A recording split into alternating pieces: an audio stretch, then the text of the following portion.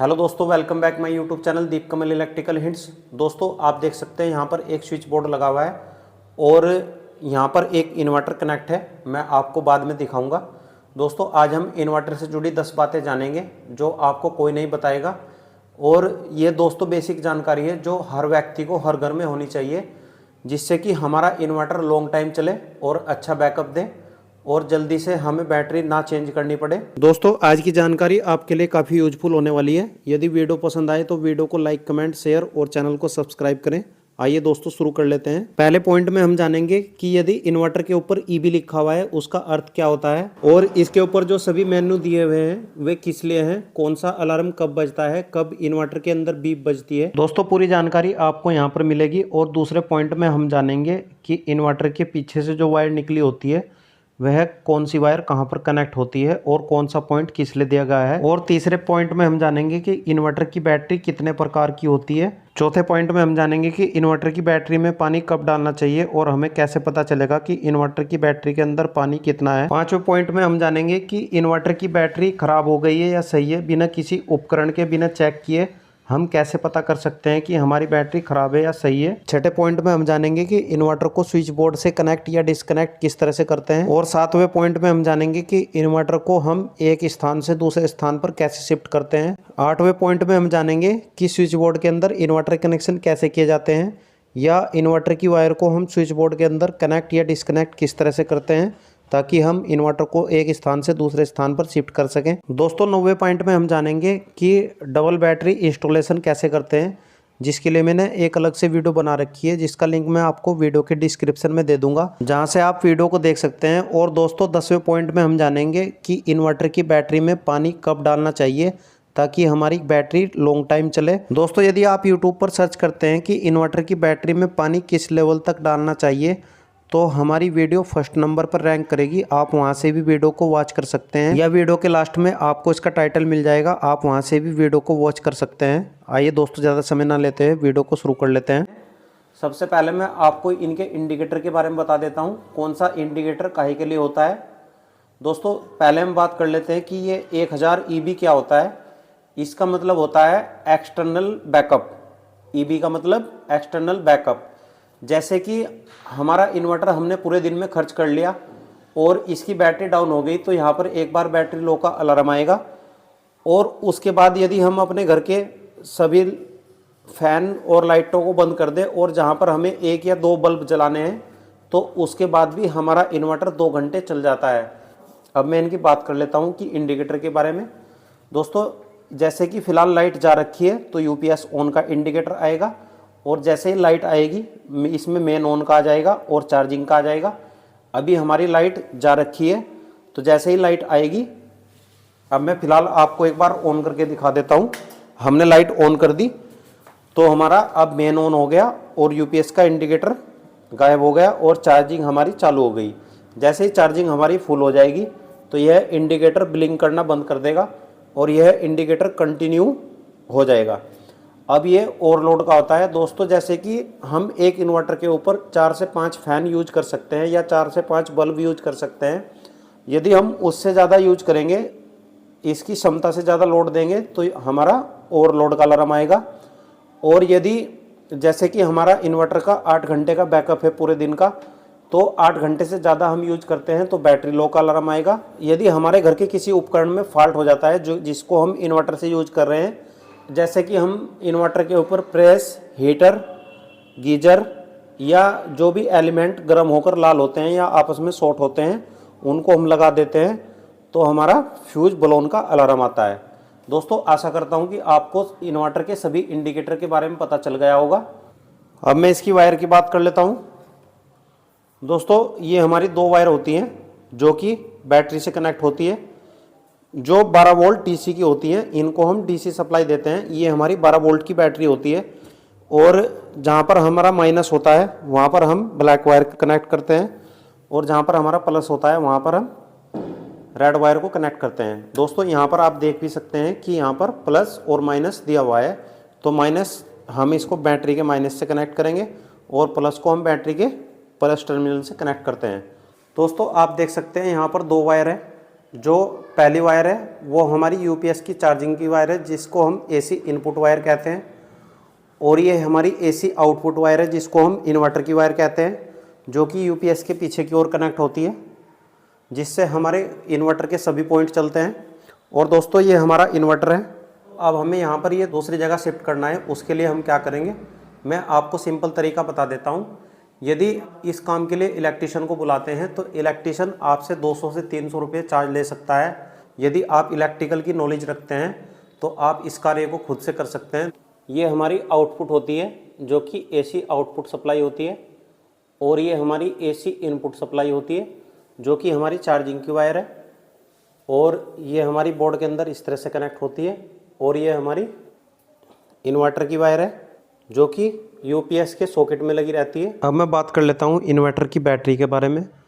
दोस्तों इन्वर्टर में दो तरीके की बैटरी यूज होती है। एक हमारी ट्यूबलर बैटरी होती है और दूसरी हमारी फ्लैट बैटरी होती है, जिसे हम नॉर्मल बैटरी कहते हैं। दोस्तों जो बैटरी आपको इस तरह से देखने को मिले, जो कि फ्लैट या स्क्वायर में होती है, उनको हम नॉर्मल बैटरी कहते हैं। और जो इस तरह से आपको खड़े में बैटरी देखने को मिले, जो कि लंबे टाइप में होती है, उसको हम ट्यूबलर बैटरी कहते हैं। दोस्तों इसको हम वाटर लेवल इंडिकेटर कहते हैं। यह हमें बैटरी के अंदर पानी की उपस्थिति बताता है कि बैटरी के अंदर पानी का लेवल कितना है। जैसे जैसे बैटरी के अंदर पानी का लेवल कम होता जाता है, यह पिन धीरे धीरे डाउन होती जाती है। और जब यह रेड पिन नीचे वाले रेड निशान पर आ जाती है, तभी हमें इसके अंदर पानी डालना होता है।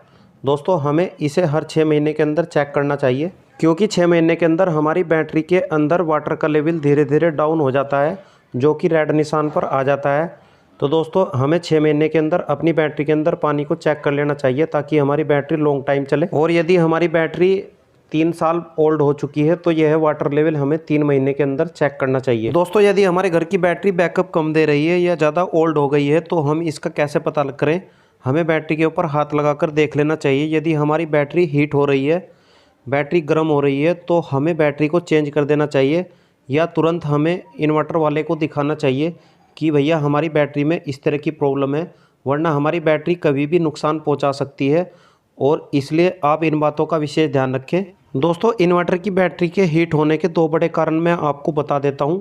सबसे पहला कारण यह है कि जब हम समय पर बैटरी के अंदर पानी नहीं डालते और बैटरी के अंदर पानी खत्म हो जाता है, तो दोस्तों जो बैटरी के अंदर चार्जिंग सेल होते हैं, तो हमारा यूपीएस उन चार्जिंग सेल्स को खाना शुरू कर देता है। फिर वह चार्जिंग सेल्स बैकअप देना बंद कर देते हैं। और दूसरा कारण ये होता है कि जब बैटरी को 6 से 7 साल हो जाते हैं तो वह ओल्ड हो जाती है दोस्तों, क्योंकि हर चीज़ की एक गारंटी या वारंटी होती है और समय सीमा होती है। तो जब समय सीमा समाप्त हो जाती है तो हमारी बैटरी प्रॉब्लम करती है। दोस्तों आइए अब हम जान लेते हैं इन्वर्टर को हमें एक स्थान से दूसरे स्थान पर कैसे शिफ्ट करते हैं। उसके लिए सबसे पहले हमें इन्वर्टर की वायर को स्विच बोर्ड से डिस्कनेक्ट करना पड़ेगा। दोस्तों सबसे पहले मैं आपको बता देता हूं कि इन्वर्टर की कनेक्टिविटी हमें ख़त्म कैसे करनी होती है। यदि हमारा इन्वर्टर ख़राब हो चुका है या इन्वर्टर किसी तरीके से प्रॉब्लम कर रहा है और केवल हमें लाइट से ही अपने घर के सभी पॉइंटों को चलाना है, तो उसके लिए स्विच बोर्ड से आने वाली इन्वर्टर की वायर को हम यूपीएस के सॉकेट के अंदर से निकाल लेंगे। इस तरह से हमने 3 पिन टॉप को यूपीएस के अंदर से निकाल लिया है। अब हम इन्वर्टर के चार्जिंग प्लग को भी बोर्ड के अंदर से निकाल देंगे। आप देख सकते हैं कि यहाँ पर मैंने इन्वर्टर की कनेक्टिविटी को ख़त्म कर दिया है। अब मैं इस 3 पिन टॉप को स्विच बोर्ड के अंदर लगा दूंगा, जहाँ पर हमारा इन्वर्टर की चार्जिंग का 3 पिन टॉप लगा हुआ था। दोस्तों इस तरह से हमारे सभी पॉइंट लाइट से हो जाएंगे। जो पॉइंट हमारे इन्वर्टर से थे वह अब लाइट से वर्क करेंगे, क्योंकि हमने यहाँ पर इन्वर्टर की कनेक्टिविटी को पूरी तरह से ख़त्म कर दिया है। दोस्तों यदि आपके इन्वर्टर में कोई प्रॉब्लम है या आपको कोई इमरजेंसी लगे, तो आप इस तरह से इन्वर्टर को पूरी तरह से डिस्कनेक्ट कर सकते हैं और अपने सभी पॉइंट लाइट से चालू कर सकते हैं। तो दोस्तों इस तरह से हम इन्वर्टर की कनेक्टिविटी को ख़त्म कर सकते हैं। ये बहुत सिंपल होता है। जैसे कि हमें अपना इन्वर्टर इस स्थान से दूसरे स्थान पर शिफ्ट करना है, तो उसका मैं आपको बहुत ही सिंपल तरीका बताने वाला हूँ और आप आसानी से शिफ्ट कर सकते हैं। यदि आप इलेक्ट्रिकल की नॉलेज रखते हैं तो तभी यह कार्य करें, क्योंकि जिसको इलेक्ट्रिकल की नॉलेज होती है वह यही कार्य कर सकता है। दोस्तों जैसा कि हम जानते हैं कि हमारे पहला पॉइंट लाइट का होता है घर के अंदर और दूसरा फैन का होता है। हमारे 2 पॉइंट कंपलसरी हर रूम के अंदर होते हैं और उससे ज़्यादा भी हो सकते हैं यदि हमें आवश्यकता हो। तो दोस्तों जैसे कि हमारा ये स्विच बोर्ड है और दूसरे रूम के अंदर भी हमारा एक स्विच बोर्ड होगा जहाँ पर 2 पॉइंट इन्वर्टर के हैं। तो हम किस तरह से इन्वर्टर कनेक्शन वहाँ पर करेंगे, आइए हम बोर्ड को एक बार सबसे पहले मैं आपको खोल के दिखा देता हूँ। उसके बाद मैं आपको बताऊंगा किस तरह से हम कनेक्शन करेंगे। पहले मैं यहाँ पर स्विच बंद करूंगा और इस वायर को इस तरह से निकाल दूंगा और मैं यहाँ पर इस बोर्ड को ओपन कर लेता हूँ।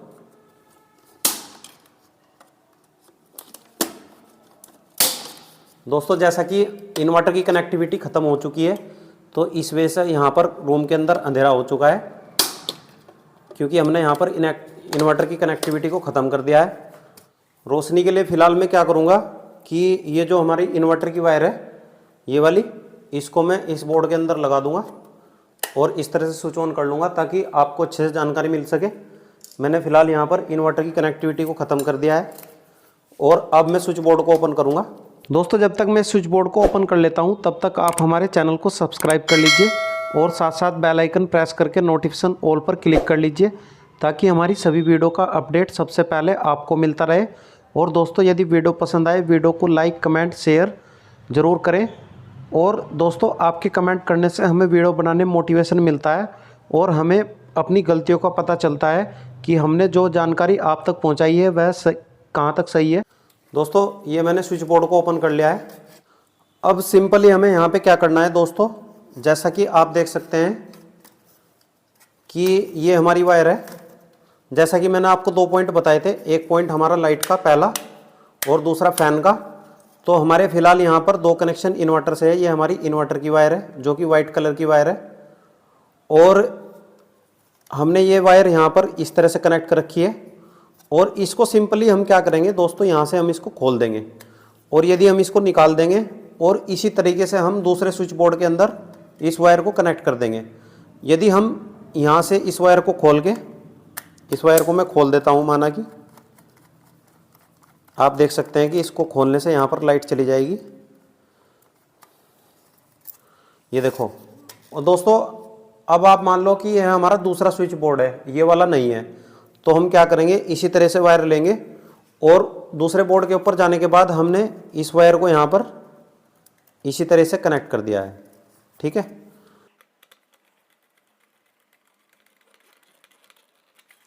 ये वायर हमारी फेज की वायर है और ये हमारी न्यूट्रल वायर है और जो पीले कलर की वायर है ये हमारी हाफ वायर है। दोस्तों हर जगह आपको इसी तरह से कनेक्शन मिलेंगे, जितने हम एक इन्वर्टर से बोर्ड के ऊपर यूज कर रहे हैं इसी तरीके से आपको हर बोर्ड के ऊपर देखने को मिलेंगे। तो वहाँ पर सिंपली आपको क्या करना है, इस वायर को इन्वर्टर की वायर के साथ में कनेक्ट करना है और इस 3 पिन टॉप को इन्वर्टर के पीछे की साइड यूपीएस में आपको कनेक्ट कर देना है। ये आपकी सभी सप्लाई इन्वर्टर से चालू हो जाएगी। आप पूरे घर के अंदर कहीं पर भी इन्वर्टर को अपना रख सकते हैं। अब मैं इसी तरीके से क्या करूँगा, इस स्विच को ऑफ करके और हम यहाँ पर इसको निकाल लेंगे और इसको मैं यूपीएस के पीछे की ओर लगा दूंगा। अब मैं इसको यहाँ पर कनेक्ट कर दूंगा और स्विच को ऑन कर दूंगा। दोस्तों आप देख सकते हैं कि हमारा इन्वर्टर चालू हो चुका है और हमने इसको लाइट से फिर से कनेक्ट कर दिया है। आज की वीडियो में बस इतना ही। मिलते हैं दोस्तों नेक्स्ट वीडियो में एक नई जानकारी के साथ। यदि इन्वर्टर के बारे में आप भी कोई जानकारी चाहते हैं तो कमेंट बॉक्स में हमें लिखें, मैं उसके ऊपर भी एक वीडियो बनाने की कोशिश करूँगा।